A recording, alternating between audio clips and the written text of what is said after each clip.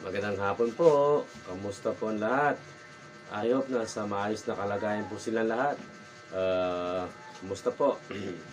Ngayong hapon po ay maghapon po tayong wala sa bahay at kauwi lang po natin. Actually, itong ginagawa ko is yung para sa aking trabaho. So, kanina maaga pa tayong umalis ng bahay at inutusan po tayo ng ating misis na napuntahan or pupuntahan yung tatlong establishment para po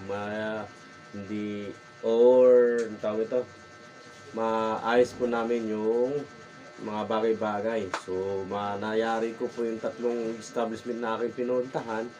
At pagdating po natin ng tanghali ay yun nga is napagutusan po tayo na gumawa o magkarpentero sa ating kapitbahay.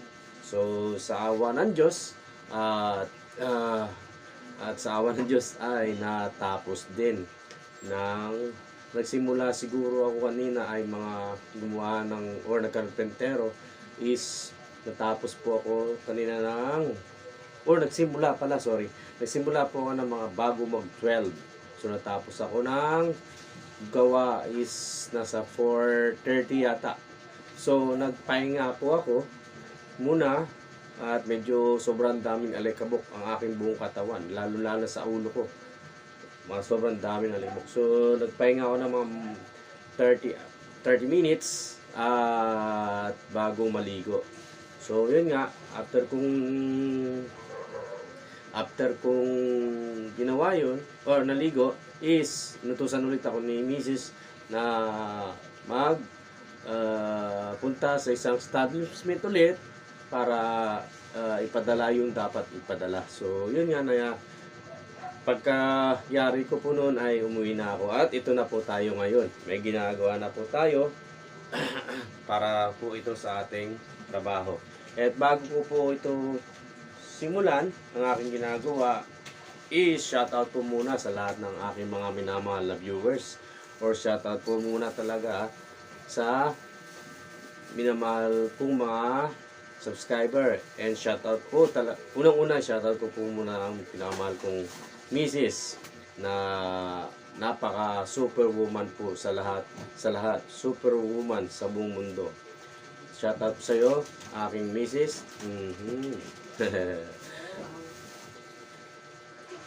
At shoutout po sa lahat ng mga lahat po ng OFW saan mang panig ng mundo. Ingat-ingat po kayo lagi dyan. Magandang hapon sa inyo kung hapon po sa inyo dyan. Magandang umaga po sa inyo kung umaga po sa inyo dyan.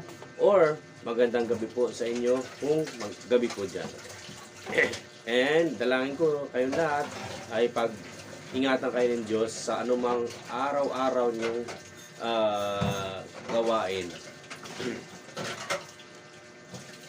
And ngayon is yun nga, may mga gagawin tayo ngayon para sa ating trabaho na napaka-importante.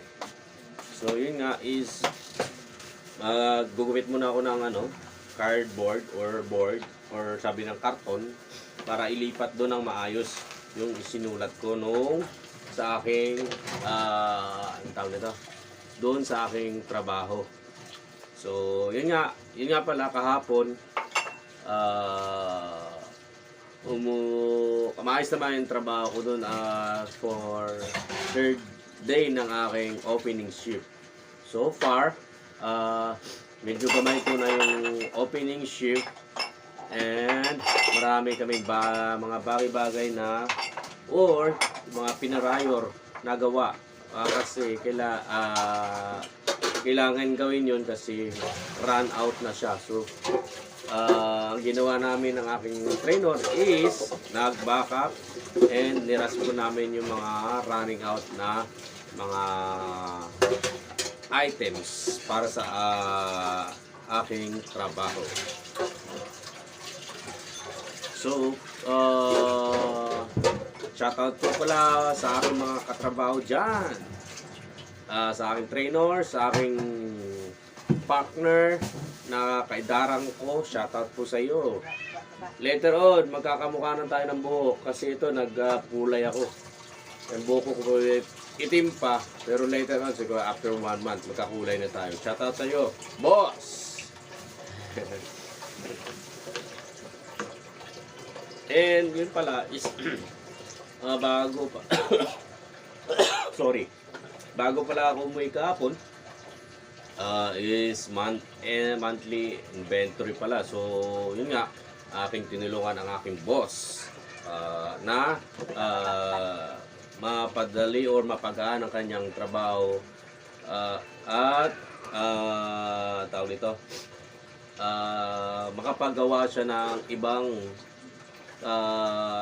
gawain aside dun sa yun nga ginawa ko o tinulong ko sa kanya. So mahalagang bagay yun na nagtutulungan at nagko-koordinasyon sa loob ng trabaho.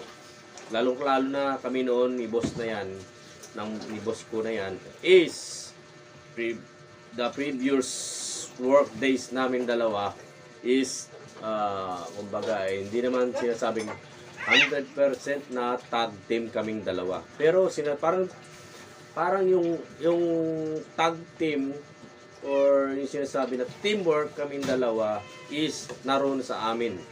Nandun sa puso namin yung tag team, malasakit sa isa. Iniisip kung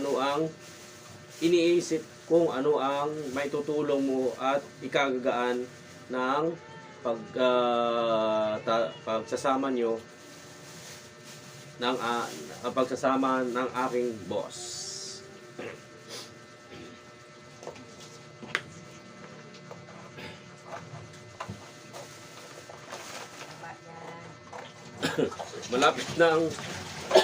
malapit ng Valentine's Day. So ano po, ang tawag ito,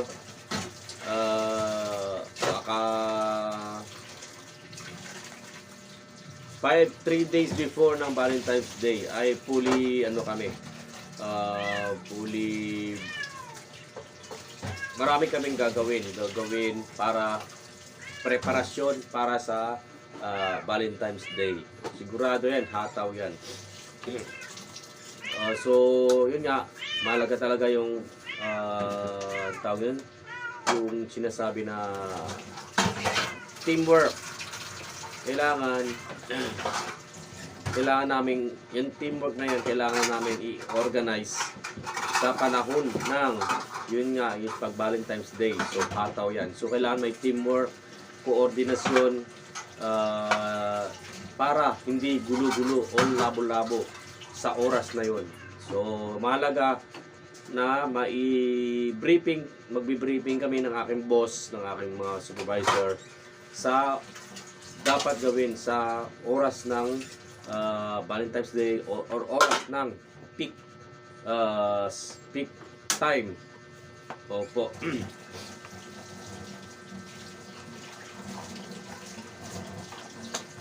Ganito. So tatlo. So medyo pagod tayo ngayong araw pero kaya naman.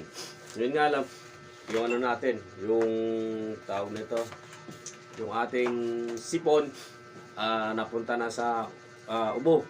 So pero ano naman, naagapan natin at uminom tayo ng gamot para sa ubo.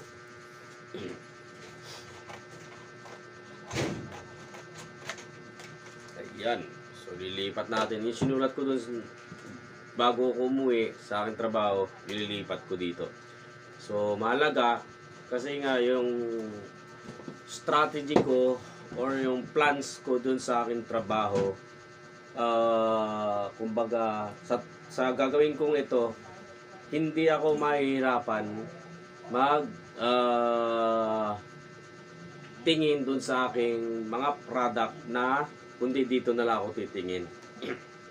Na pwede kong gawin either either maaga ako pumasok sa work ko, doon ko gagawin, or pwede kong gagawin ito sa aking bahay.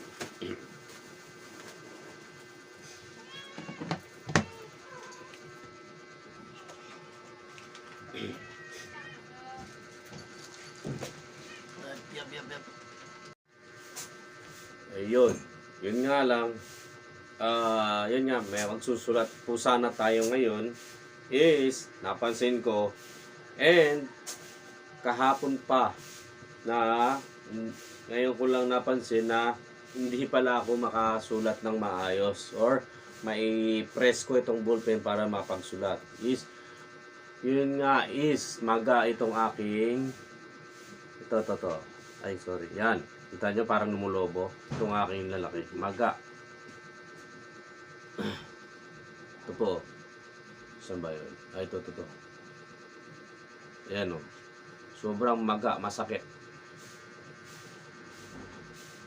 So, yun nga. Ito, pang 3 days na yata ito na namamaga.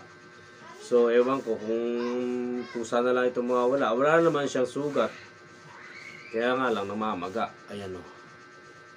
Ito po. Ayan, maga ito siya. Ayan, maga yan. So, magang-maga. Hindi ko maisulat ng kasi di ba pag mahawak tayong ballpen is parang i-press natin to kung hinawakan. So, wala akong pwersang humawak dito. So, pipilitin ko ngayon na magsulat para lang sa aking trabaho. Saan ba to? Sa chiller pala to. So, gagawin ko ganito na lang paghawak. Hindi naka yung aking hinlalaki. Nasakit eh. Sobrang sakit pag pinires ko. Chicken chiller.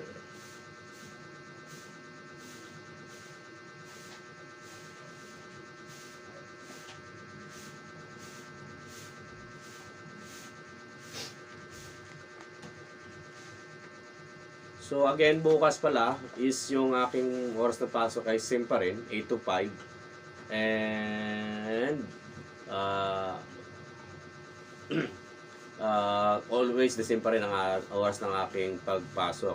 Same pa rin yung lakad natin papunta sa monumento and sakay ng jeep papunta sa ating trabaho.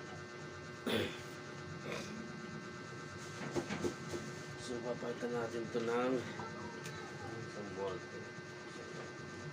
Ito, ballpen. Mas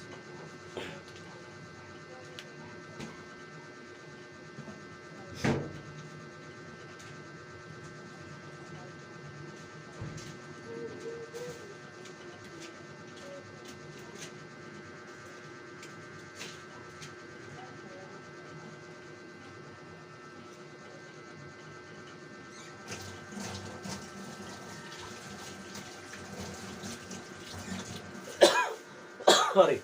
Medyo inuubo tayo. Pero nakainom na tayo ng sorry.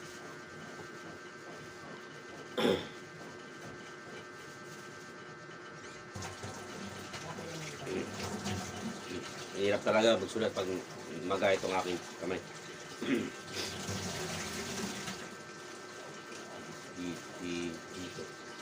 Dito.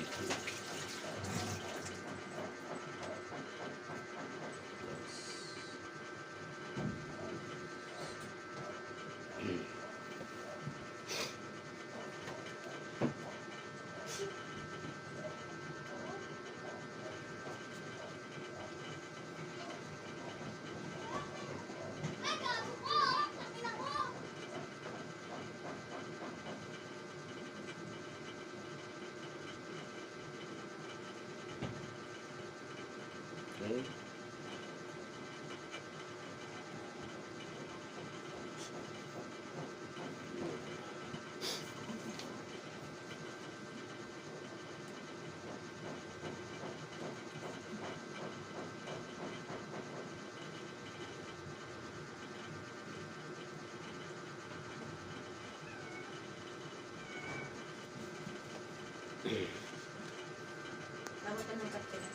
So, hindi ko so napagdesisyonan ko na wag ko muna ituloy ito yung aking ginagawa.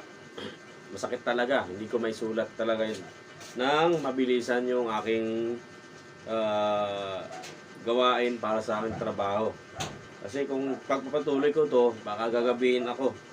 So baka by next day ko na lang ulit ito gagawin. So ito sana yung mga susulatan ko. Ito.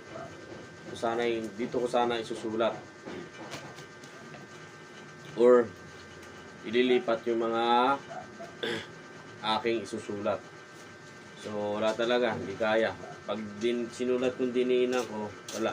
Mahirap. So kanina yung kinarpentero ko is sobrang daming alikabok. Medyo yung mata ko puro parang may mga buhangin. May mga buhangin na hindi mo malaman kung bakit may mga buhangin. So alikabok. Sobrang dami.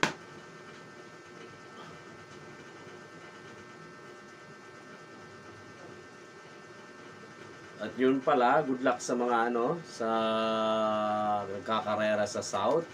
Ano na kaya ang balita? Anong kaya yung anong lap na pala sa karera sa South. Yun yung nakakamiss sa lahat ng karera nila is sa South Race is yung pauwi ng yung ibon galing MacArthur. Yun ang prestiyosong palaro na napakarami ang naglalaro sa ganong karera or karera na nagbumula sa MacArthur or Tacloban. So, sobrang layo nun. So ang uwi ng Kalapate ay parang isang araw na liparan yata yun. So pati bayan ng mga Kalapate, ang mga ibon na yan, kung mahina, kung wala kang siguro technique or paramihan ng kaalaman at palakasan ng kakayahan. Ibig sabihin ng technique sa ng ibon is yun nga, may mga technique ka or may kaalaman ka na maitutulong or malaking maitutulong sa yung ibon na makapanalo sa ganong karera or ganong kalayo. Halimbawa na lang is yung alam mo kung anong makakatulong sa yung ibon na makauwi ng mabilis sa iyong loft. Meron diyang sinasabi na para mabilis ang pag-uwi ng iyong ibon is dapat daw ay yung tinatawag na may kapares siya. So kumbaga 1 week or 9 days before ng karera, ipares mo na ang iyong warrior o ang iyong kalapate para pag-uwi ng iyong kalapate or habang nasa liparan na ang iyong kalapate ay magmamadaling uwi yun. Kasi namimiss niya ang kanyang kapares. Yun yung tinatawag na anong tawag nito? Widowwood. Meron namang kung meron namang technique na yung tinatawag na toast. Yun, toast isa sa pinaka malaking tulong sa mga warriors na kalapati. Kasi pag sinasabing toast, ito-toast mo ang iyong kalapati doon sa way na karera ng iyong kalapati ay kumbaga is mapadali or ma-recognize agad ng iyong kalapati na nadaanan ko na to. So mabilis na silang uuwi niyan. Mabilis na yan. So sabi niya, uy, alam ko na ang way na to, hindi na ako maliligaw. So, didiretso na yan. Ganun siguro, ganun ang mga paraan or technique. At mahalaga din, kumbaga kung walang kinakanan yung kalapati, hindi kayang lumipad ng, or sinasabi natin, pag walang nutrisyon or vitamins or di kalidad na pagkain ng iyong kalapati, hindi kayang lumipad ng ganong kalayo papunta sa iyong loop or pag-uwi sa iyong loop. So, mahalaga rin yun. Kumbaga, in short, kailangan may supplement ang iyong alagang kalapati. At alam mo kung ano ang, at alam mo tawag ito, at monitored mo 24 hours ang iyong alaga. Kasi halimbawa na lang, ano tawag nito? Halimbawa na lang low flight ka. May nakasabay na may sakit na kalapati mo. Dumapo din sa loop mo yung kumbaga yung tawag to, bihag ba tawag doon? Dumapo na may sakit sa loop mo. Nahawang kalapati mo. Yari na. So dapat na kumbaga may prevention kayo at alam mo na ang iyong kalapati ay tawag ito, meron sakit o wala.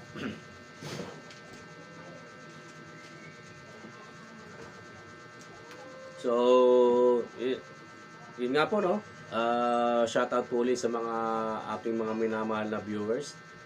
At hanggang dito na lang po ang aking video.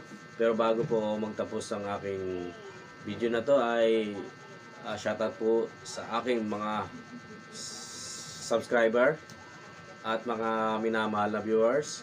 Please share, like, and subscribe po para po lagi po silang updated sa aking mga video na i-upload araw-araw at sa mga darating pa. Salamat po and God bless po sa inyong lahat at mabuhay po kayo. Ingat po kayo. Paalam!